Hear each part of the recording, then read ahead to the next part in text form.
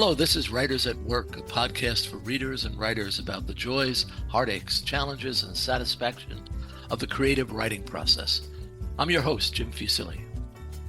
On this episode of Writers at Work, I'm joined by Alex Lin, playwright and screenwriter, whose métier per Forbes magazine is the lives of, quote, complex women in power, while also working to bridge the gap between scientific discovery and pop culture, close quote.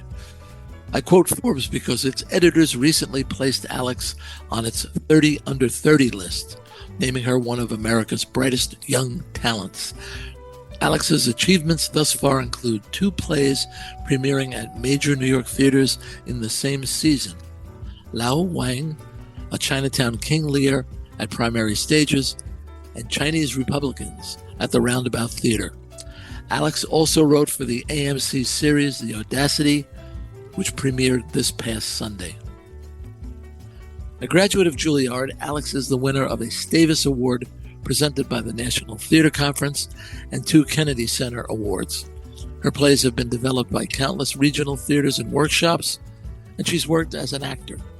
As I understand it, she's now at work on a play about the first Cantonese language translator working at Angel Island in San Francisco, the primary immigration station on the West Coast in the early part of the 20th century. Thus, there is much to talk about, so I say, Alex Lin, welcome to Writers at Work. Thank you. Thank you for having me, Jim. I'm so happy to be here. Great. Let's start at the start, okay? Okay. You've said you're just a girl from Jersey. Where in New Jersey? Bergen County. Come on. County is where I'm from. We lived in Paramus for a while, and then we moved to Saddle River. Well, Paramus, okay. Land of many malls. Land of many malls, land of the IKEA, land of so many things. Land of the Christmas shop. That's also there. I don't recall. I grew up in New Jersey, and I spent a lot of time in Paramus. Mm-hmm. Is there a large Chinese American community there? In Paramus, not so much. My grandparents were in Farallon when they first came here, and I think there was a decent enough community, but nothing super significant. I mean, the biggest Chinese American community that we engaged with was the one that was in Manhattan, Chinatown, for sure. I see. Yeah. I see. So your grandparents owned a Chinese restaurant, and your mom worked there. Did you ever have to work there? No, they sold it before I was even born, I'm pretty sure. Yeah, I think they sold it before I was even born. So I grew up just hearing stories from my mom and my uncle and all of their cousins. Really, all the kids worked there. Most of the family, too, had some type of job there. So I would just hear stories about it all the time growing up. Now, your dad is of Irish background. What about him? Where was he in your picture? In my life, I mean, he's great. Yeah. He's the best ever. I love my dad. My dad's like probably my favorite person. But he's like from a very like rural town in upstate New York, Elmira. If anybody knows, it's where Mark Twain is buried. Actually, fun fact.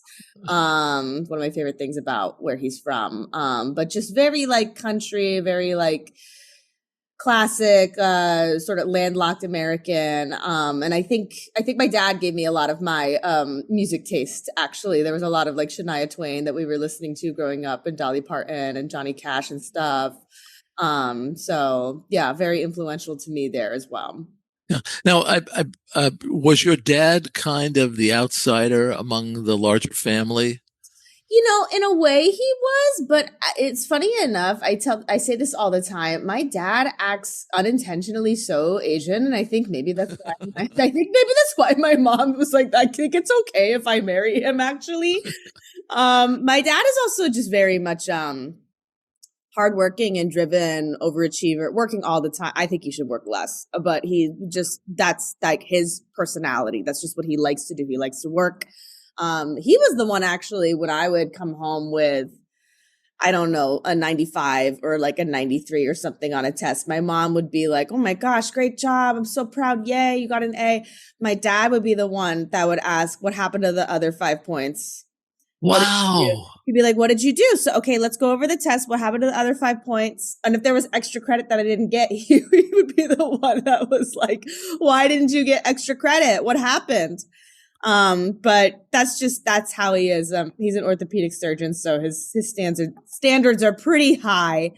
But I mean, like in some ways, sure, like culturally an outsider, but he's been pretty adaptable. He doesn't really know any Mandarin, which my mom and I make fun of him for, but it's definitely culturally adapted into most of the family. And actually oh my gosh, my grandparents say all the time, he's like their second son for sure. So the cultural stereotype would have been that your mother would have demanded that you got the 5 more points. Oh, absolutely. And my mom was happy that I even got an A. My mom was happy I even got an A. Sometimes even if I got a B, my mom would be like, that's good. But my dad would be the one that was freaking out. Isn't that something? Wow. It is, yeah. So who encouraged you to write and read? Nobody.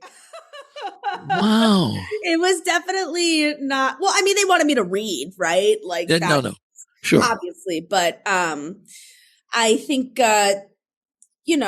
very traditional family, even though my dad is also a white dude, I think I actually had identical values to my mom. I grew up in a very science and math oriented family. My grandfather was an engineer. That's how he was able to immigrate here. My mom was a periodontist. My dad's obviously a doctor, just very, very science oriented family. And I was like, from a young age, very much encouraged to go into the sciences. My family didn't quite give up on that until I actually started having a career as a writer. So it's a new development now that they actually see that this can be a job. So I think the people that actually encouraged me to do that were the teachers that I had in school. I had a lot of English teachers that really encouraged me to keep reading and to engage with writing. I had an English teacher, Miss Halligan in high school, who really encouraged me to try doing personal essays and write from my point of view. And I remember she gave me a bunch of like Joan Didion books and said, I think you might get something out of this. I wasn't quite convinced at the time, but I think indulged in her encouragement and, submit my writing for some things and got some positive feedback. And she said to me, see, look, I think you have something to say.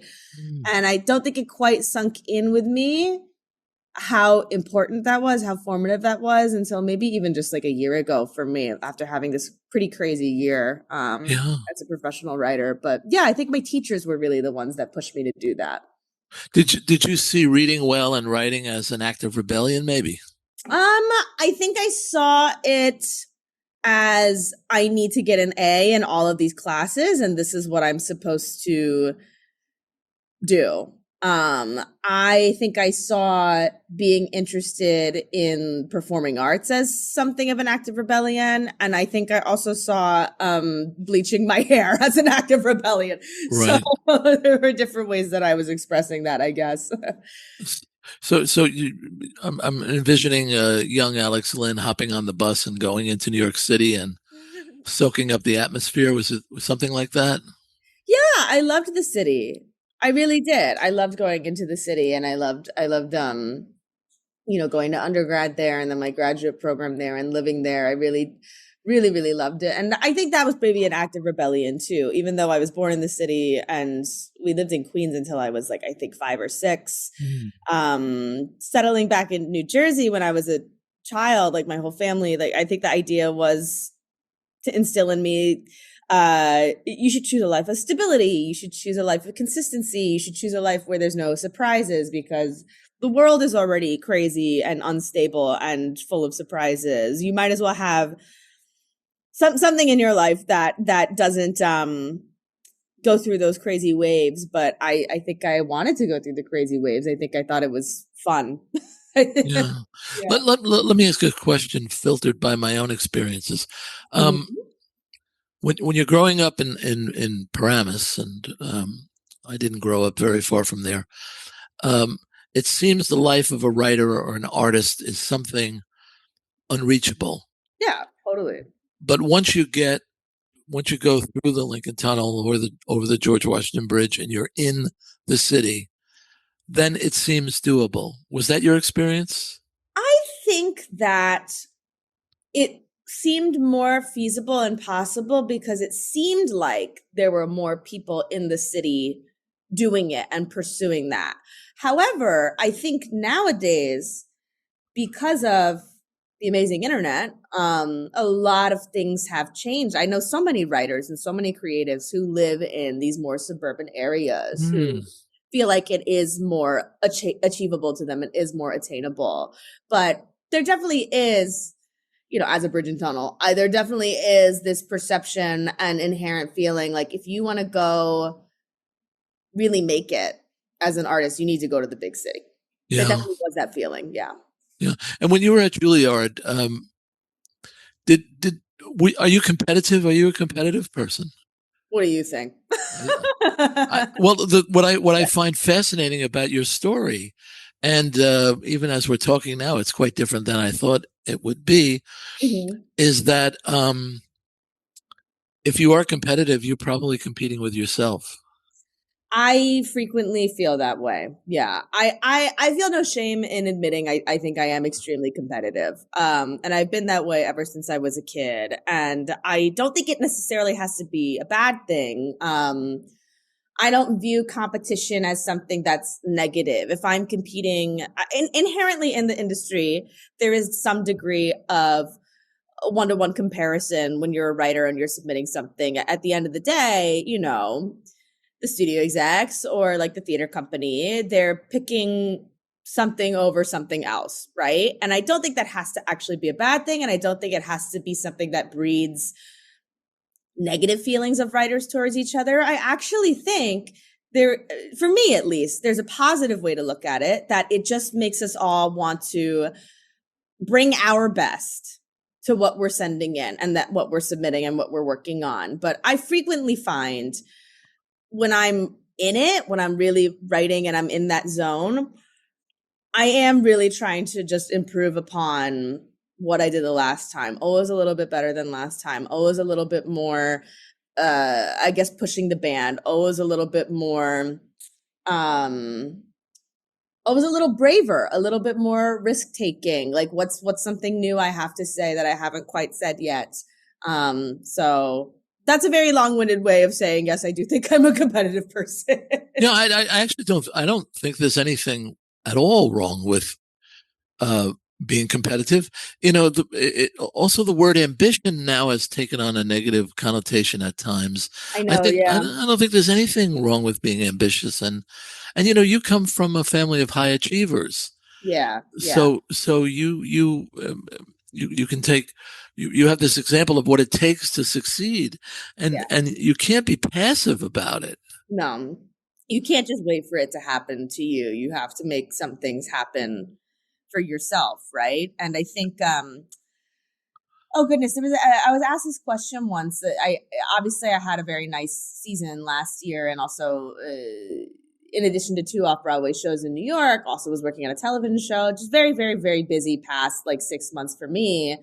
And I had quite a few friends ask me, and just people in general ask me, how did this happen? How did this happen? And I was like, well, if you want me to be honest, so much of it is luck and just right place, right time. So I can't even comment upon that. That's the randomness of the universe. However, I think you can, in some ways, increase your chances of something like this happening, with the caveat of don't expect it to happen again within like the next 5 years. That's unrealistic, and appreciate it while it happens. But for the past 5 years, I was doing something for my career every single day. If not multiple things for my writing career every single day. And when you look at it cumulatively, it starts to make more logical sense. Oh, okay. So that's how something like this can all just line up all in 1 year. But that's something that I think my family instilled in me. I mean, I watched my dad work, oh my God, almost every day. And even now, as he's getting older, I really have to try to encourage him, please, like, take a day off. You deserve it. It's a good thing. But he would always say, you know me, I never take a day off. I never have a day off. And I think that really inspired me, or at least instilled in me, the value of, if you do a little bit of something every day, years later, you're going to thank your past self, you know? Yeah. I think that people who are lucky position themselves to receive luck. You know, they work hard and luck seems to find them. Yeah. And it's a numbers game too, because part of the working hard is just putting your stuff out there and putting yourself out there, and taking risks in sharing your work, right? And Right. applying for every opportunity you see, no matter what level it is, every single opportunity. And then looking at that opportunity and the ones that you do get. Okay, so how do I build more momentum off of this? How do I increase visibility just from this moment? And I think maximizing it and optimizing it, sorry to use business terms, but No. I do think that is something that every writer, every artist can really benefit from, because I mean, to play in the old adage, nobody's going to come knocking on your door begging you to be an artist or a writer. Right. You have to go out there and do it yourself. And the more that you put yourself out there, the better chances the higher the chance there is that somebody's going to resonate with your work, and somebody's going to want to invest in you, or somebody's going to want to elevate you in some way, or elevate your writing or the story that you have to tell. And that's how you build that's how you build a foundation that can lead to success, I think, for sure. Yeah. So who are your models as a playwright? Oh my gosh. I mean, I love Carol Churchill. She's been in one of my favorites for a really, really, really long time. I think she's just really, really, really changed the game in terms of the way we could talk about complex ideas and complex critique of societal structures in a way that's still also kind of experimental and fun, but also kind of brutal. I've always really loved Sarah Kane. Amazingly prolific for the short life that she had, and also just kind of unapologetic in her style and her brutality as well. And I also appreciate how intense a lot of her writing is. And I think sometimes people shy away from the intensity because it is vulnerable and it's scary and it might make people uncomfortable. But I just appreciate her writing because I think there are parts of the world that are uncomfortable, and it's a disservice to all of us to not acknowledge it, right? Right. Who else do I really like? I mean, this is so cliche, I guess, but I really do love Arthur Miller. I think he's obviously one of the greats, but what I also appreciate, and this might come across controversial, but I think anybody that's familiar with his work maybe wouldn't disagree with me on this. I love that he has some of the most amazing pieces of art in his repertoire, and also some horrible places in his repertoire. And I just think, may we all have the space and resources and privilege to fail as astronomically as he did sometimes. But also, that's the same guy who wrote Death of a Salesman, right? That's the same guy who wrote The Crucible. Yes, he wrote After the Fall, and I don't know why that play exists, but I think it's important for writers to see the vastness of that and know that we all have some crazy dogs. You are going to have some crazy dogs you put out there sometimes that you just are not going to be able to figure out. And then it's out in the universe and everybody sees it and they judge it. That's just part of being a writer, though. That's just part of being a writer. And I think that also can motivate oneself to, okay, well, I didn't do totally great this time. What did I learn from it? Why did this not do so great? Okay, what can I bring to the next time that I try to make something new? The lessons in there. And then, of course, I love August Wilson as well. I just think he was a monumental force in the time that he was alive. And also, I think totally influential in the American theater world. And I think opened doors, even though I'm obviously not Black, I think he also opened doors for all writers of color in giving us the space to actually write the way that our community talks and show the lyricism and poeticism in the way that we interact with each other, and not just like the popular way that most people have seen, I don't know, kitchen sink family drama has been told. So those are definitely huge influences for me. Right. So you're talking here about writers who are writing about their tribe, Yeah. and the stories are resonating outside the tribe.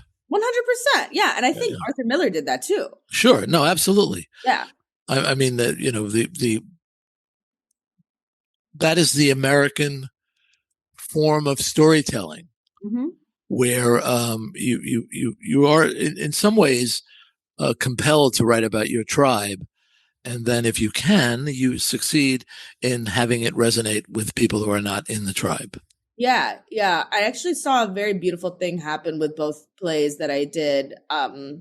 But I'll speak more specifically about Chinese Republicans. It was interesting how, yes, we had like very, very Asian audiences at times, but sometimes we would have audiences that weren't very Asian, and the house would still be full, which was great. I'm very appreciative of that.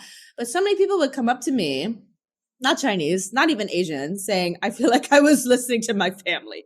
That's great. And it was so amazing to hear that, because the play really, really, really, really came from a very personal, very hyper-specific, intimate place for me, just in my life and my relationship with the women in my family. It was really heartening to see and hear that people who, you know, on the surface potentially are not like me at all, right, felt that the story was relevant to them in some significant way. Yeah. What did you write first? Did you write Chinatown King Lear or Chinese Republican? Which came first? I think I actually wrote Chinese Republicans first, because okay. it was a commission from South Coast Rep in California. It was actually my first commission ever as a professional writer. And I'd been thinking about this story for a long time. And now that I had kind of carte blanche to do whatever I wanted, and get paid for it, which was very nice, I said to myself, you know what? There is a crazy story I have in mind. I'm going to use this commission to tell this crazy story.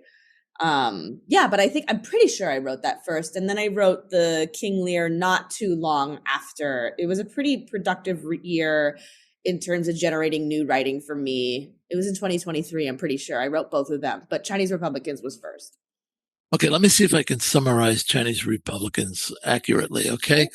It's set in 2019, and four Chinese businesswomen, they meet regularly in a Chinese restaurant, and they air their very pointed views on life's frustrations, most notably how to succeed in the white patriarchy. And this group dubs themselves the Asian Babes Changing the Game. But the group's ire eventually turns inward on matters of age, looks, even command of Mandarin. Is that close enough? I would say so, yeah. And also in matters of worldview. Also in matters of worldview as well. I have to say I'm relieved that you approve, because it's very dangerous to try to describe someone's work to the author. I know. No, I think you did a great job. You did a great job. Yeah, I think it is about this affinity group that ostensibly is formed to help uplift each other and help each other succeed in this system that wasn't designed for them, in this corporation that wasn't designed for them to succeed. But eventually, as the play goes on, you discover there's not so much affinity in this affinity group, actually. And because of limited opportunities, they all start fighting with each other. And it's just something that I saw happen in my life. It's something that I heard about a lot as a kid and experienced a lot growing up, that I just wanted to be able to speak about. And I hadn't really seen, I feel comfortable saying this because I was speaking with David Henry Huang the other day, another very, very talented writer. And he said to me, I don't actually think anybody has talked about this in our community or put it into media in this way ever.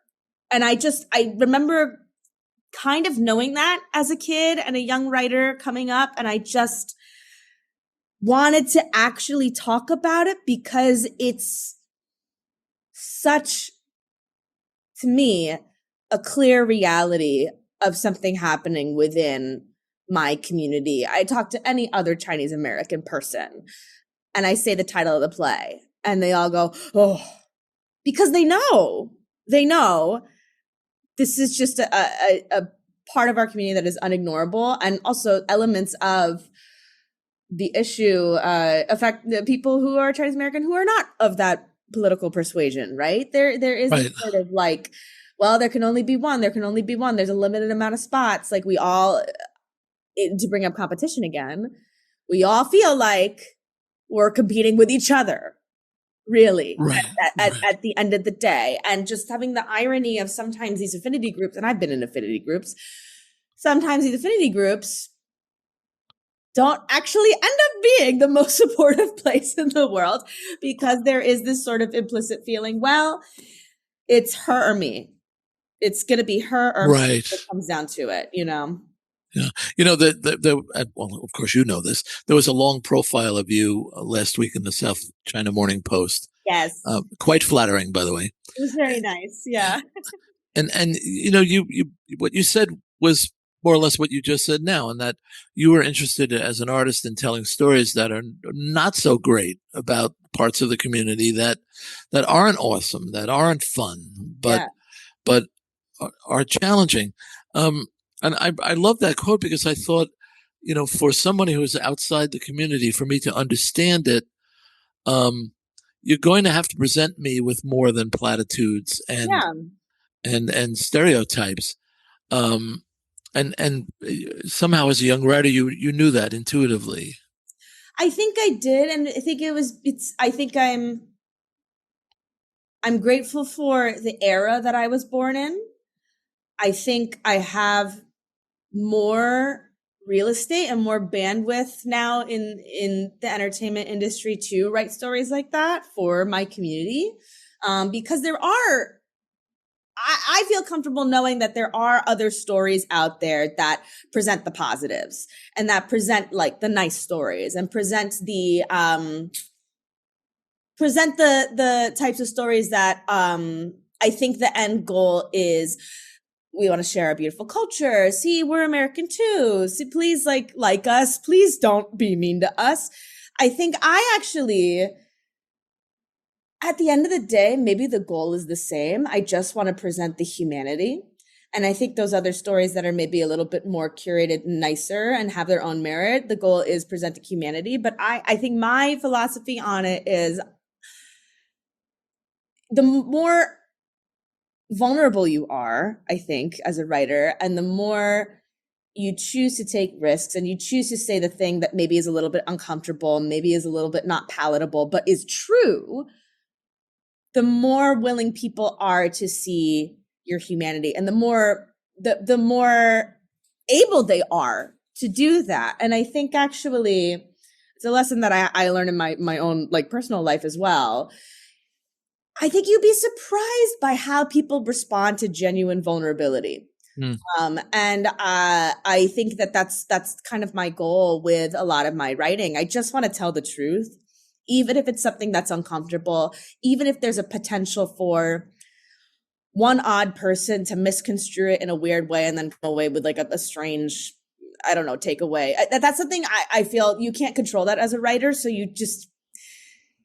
it's best not to concern yourself with that. I think you just should predominantly concern yourself with telling the truth. And I just wanted to tell the truth about this not so great part of my community that I think, again, you ask almost any Chinese American person, they know exactly what the play is going to be about, you know?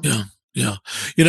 It is when you're writing about what you're writing about, through the prism of personal observation, you're writing about identity, you're writing about ethnic identity, manipulation through the many levers of power, including age, beauty, fashion.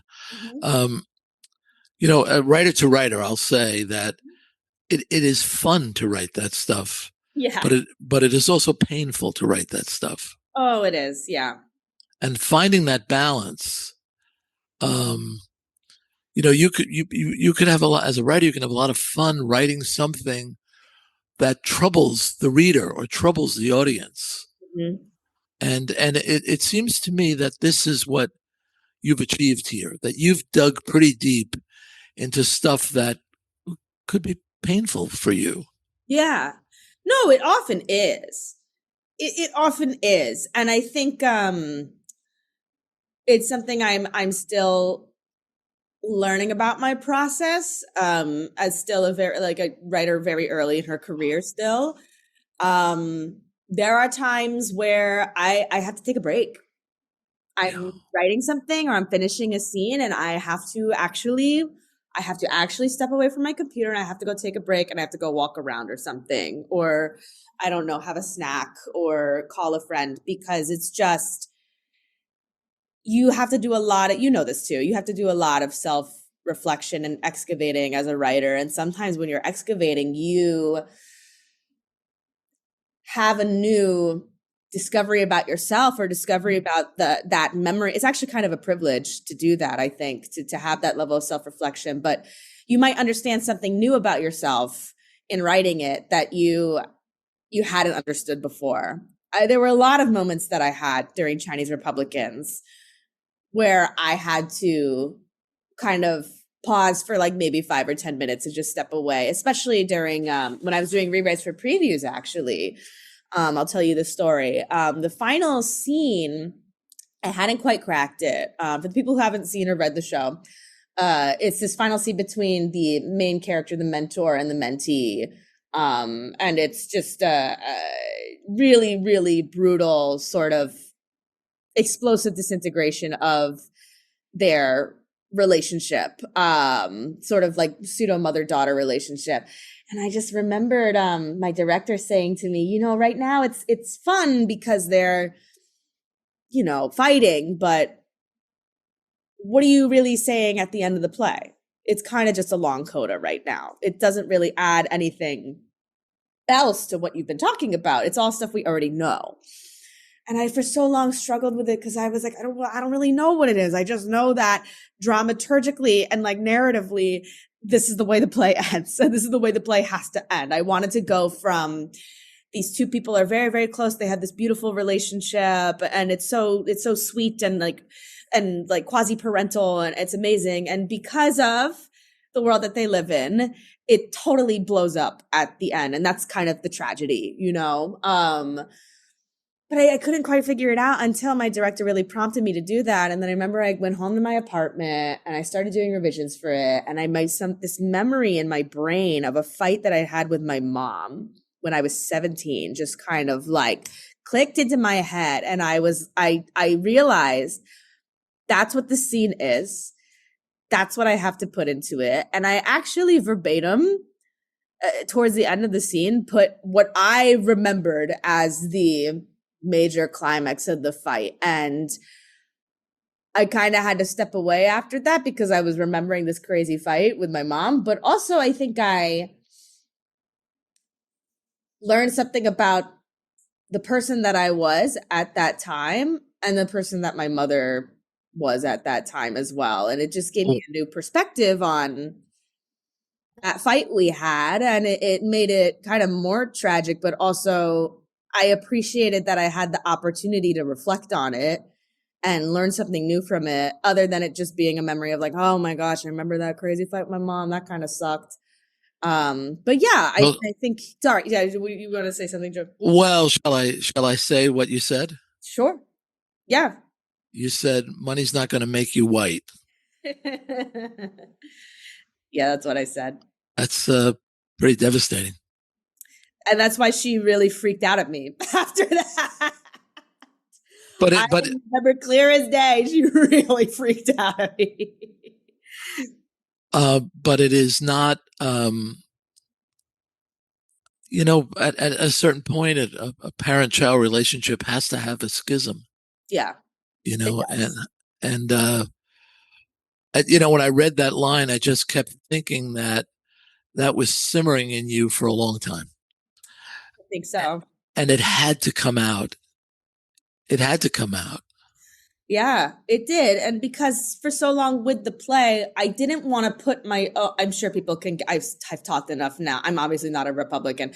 I think I really wanted to remove my point of view from it. The goal really for me was presenting these women that I know and that I care about and trying to figure out how they could have such a different worldview from me, and yet I could, in an interpersonal relationship with them, experience such kindness and love and generosity genuinely. How are they seeing the world in such a different way that I am? And so I really didn't want to put my opinion, but it got to the point where I did have to put my opinion. And I think it did benefit. It did really benefit the show and the whole scope of it. And what I was really trying to say with the whole piece is, here's this point of view that's very different from me. Here's how I see these people got here. I empathize. I see it. I understand it. But at the end of the day, it's not going to change this fundamental truth, which is it doesn't, you can't get enough money to turn yourself into a white person. That doesn't matter. And I think it's something a lot of communities of color speak about. You know, there is a degree of protection and degree of security, especially like the country that we live in. You know, like money does make a really big difference. Of course. Of course, it makes a huge difference in the way that you live your life. And, you know, it allows you to wear certain clothes. It allows you to drive certain cars, have a certain house, live in a certain neighborhood. And there's degrees of protection around that. I want to walk a fine line here. Yeah. I'm not only a parent, I'm a grandparent. So I've been there. I've heard sentences like that said to me. And as a parent, they're relatively easy to forgive. Yeah. I don't know. I mean, your mother probably forgave you as a mom. Did she forgive you as a playwright? I think she kind of loves it. Okay. I think for her, she's just like, ooh, my daughter's successful. Like, is very Chinese of her. But no, it's funny. She totally forgives me for anything. It's what makes her an amazing mom. And we have a much, I mean, I think a lot of parents experience this. Like, now that I'm an adult person, we have a much better relationship now than when I was a teenager freaking out and having all the hormones and crazy feelings. I mean, we talked on the phone this morning, my mom and I think she does forgive me. And I think actually she kind of really encourages it now because, you know, when she was growing up, all she and her cousins really had was Joy Luck Club. Right. You know? All they had was that. And I remember her and her cousin Christina telling me maybe like a month ago or 2 months ago, because Amy Tan actually came to see the show. Really amazing thing to happen. And I told her I was so happy. I was like, oh my gosh, Amy Tan came to see the show. And I remember them talking to me saying, oh my gosh, Alex, like she validated everything that we were going through in our lives when we were kids. She just made us feel like we weren't crazy. That this was actually happening. This was a real experience that a lot of people were going through. Yeah. I think my mom sees that. I think my mom sees that I can do that for a new generation of people. And I think that's what makes her proud, actually. Oh, that's great. Yeah. You know, I want to ask you about the review of Chinese Republicans in the New York Times. Oh, goodness. So I was going to ask you what you think of it, but I think you just told me what you think of it. Yeah, I mean, I hesitate to say anything publicly about reviews. I think as a writer, it never really services you. And I think people are entitled to react to the show in whatever way that they react to. And I actually appreciated a lot of the Times review. I'll say that publicly on record. I really appreciated the Times review. I think there were some astute points made, and it was actually validating that the final scene was something of note. And yeah. I had an editor used to say, "Oh, it's blurbable." You know, if I got a review that was mixed, she would say, "Oh, it's blurbable." It's blurbable. but I wanted to say this to you while we're speaking, and also to say it for our listeners. That review was unfair. I appreciate that. It is not the reviewer's job to tell the reader what play he wishes you wrote. Mm-hmm. You have no responsibility as an artist to conform to the critic's desires. As a critic, our job is to review the work as presented. Mm-hmm. And that review didn't do that. Thank you, Jim. Now, if that review was in the Paramus Shopper, that it wouldn't much matter. But it's in the New York Times. Yeah. And so there, I've had my say. I appreciate you saying that. And I want to say all love and respect to the New York Times. I welcome all critique and criticism. I really don't have like because of the way I grew up, I have a thick skin. It's totally okay. But I am, at the end of the day, proud of the play that was presented. I'm proud of what was shown. It found its audience. We had no problem selling tickets. I was very happy about that. We were sold out Easter weekend. Very happy about that. The play has done a lot for my career.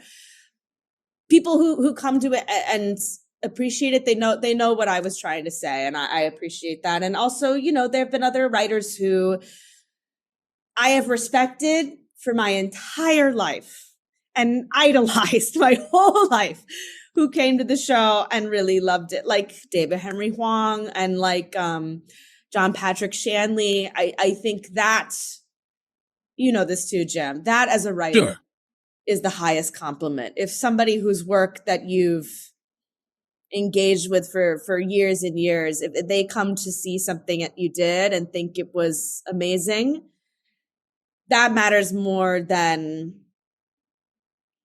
I also hesitate to say. I get you know what I'm saying? I get you. So listen, where are you on the new play? The concept sounds fascinating.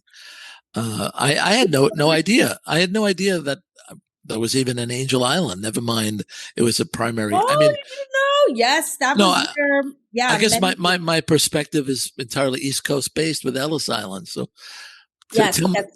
So there was also an immigration center on the West Coast, and most Asian immigrants were processed there. I mean, it makes sense, right? Just like geographically.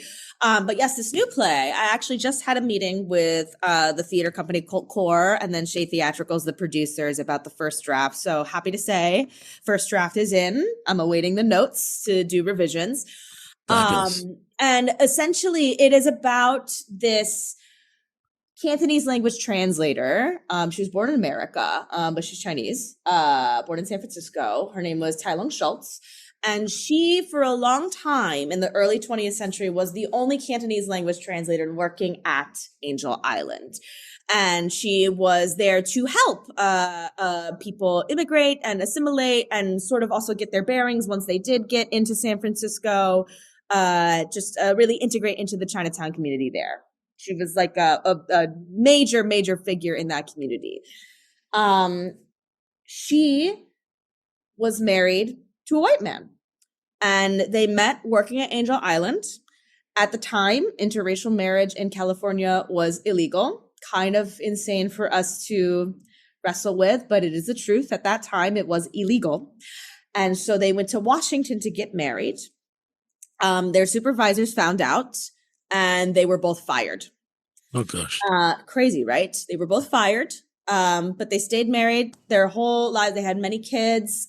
He predeceased her by quite a few years, but, they had a very happy marriage, and she pretty much did any type of translation job you can think of in San Francisco after that. Decades later, after World War II ended, the War Brides Act passed, and all of a sudden there was this huge influx of women from China, a lot of them Cantonese language speakers, coming into Angel Island because they had met soldiers who were stationed there during the war and fallen in love and gotten married. And now they're coming to America. Angel Island asked her to come back and work there again and be a Cantonese language translator for them. And she said yes, which I just found so moving. Her generosity is so deeply moving and touching to me. And also the fact she did this, she was a widow at this time. Her husband had been dead, I think, for either 10 or 20 years at this point. And just the grace that she showed in agreeing to help at this place that had, fired her and essentially punished her and her husband for being in love, for her then to be like, no, I will do this thing and I will help these women come be here with the person that they love. I thought that was really moving and beautiful. And so that's really what the play is about. It's about that specific moment in time in her life with this group of 4 women, 4 Cantonese language speaking women, as they're preparing for their interviews and just essentially the interrogation that they had to go through to get admitted to the country. So very, very funny play, I hope.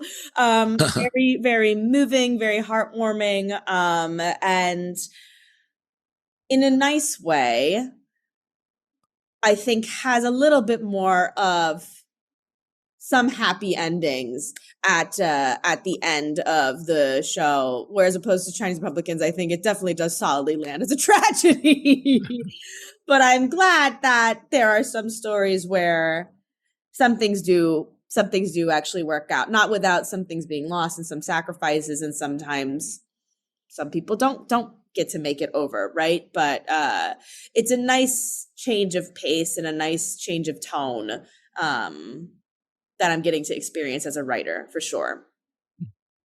My guest on this episode of Writers at Work is Alex Lin, playwright, screenwriter, actor, whose career is off to an admirable and amazing start. Alex, thanks so much for joining me on Writers at Work. Thank you, Jim. Thank you for having me. Writers at Work is a production of Bliss Publications. Erin Mitchell is our producer. Music is by Joni Mitchell, performed by Keith Jarrett. For more, see writersaTworkpodcast.com. I'm your host, Jim Fusili. Until next time, happy reading.